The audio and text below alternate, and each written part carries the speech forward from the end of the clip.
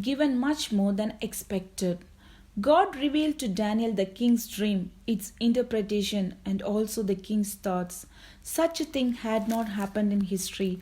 The king must have been taken aback. He did not ask that his thoughts be revealed, but look at the majesty of God. If we live in the Spirit, God will do rare things through us. He is able to do exceeding abundantly above all that we ask or think. Ephesians 3:20. According to the power that worketh in us, this power is the power of holiness. Romans 1:4. After we receive the Holy Spirit, the Spirit of holiness should work in us. Some of our prayers go unanswered because we do not live in the Spirit of holiness. Ours is not an ordinary life. It is not an ordinary truth that is given to us. We may not understand everything from the Word of God, but if we walk in the Spirit, we will be able to know deeper things from the Word of God.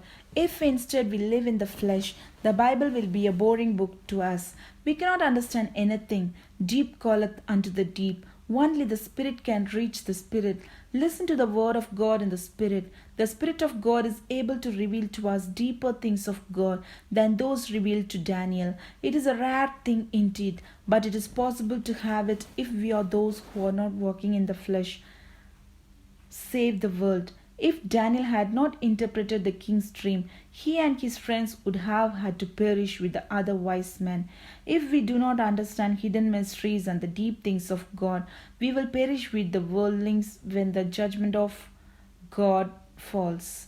By interpreting the dream, Daniel was able to save not only himself but also the lives of the magicians and astrologers from certain execution. If God had not revealed the secret to Daniel, all the wise men in the empire, including Daniel, would have been killed.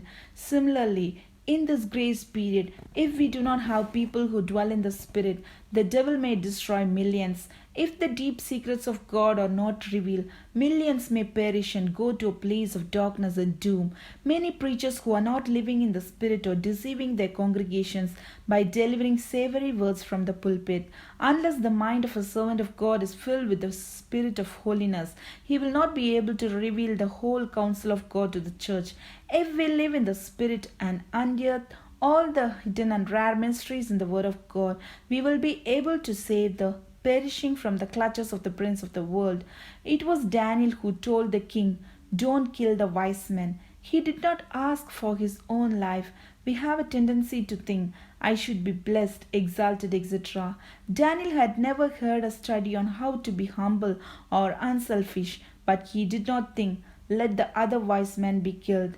Then I shall be the only one the king will have to consult or honor." How unlike Cain, who out of envy killed his brother. The world is perishing. God needs Daniels. He wants you to be a Daniel to saving perishing souls. Rescue the perishing. Care for the dying. Snatch them in pity from sin and the grave. Weep o'er the erring one. Lift up the fallen. Tell of them, O Jesus, the mighty to save. Rescue the perishing. Care for the dying. Jesus is merciful. Jesus will save. Praise Lord.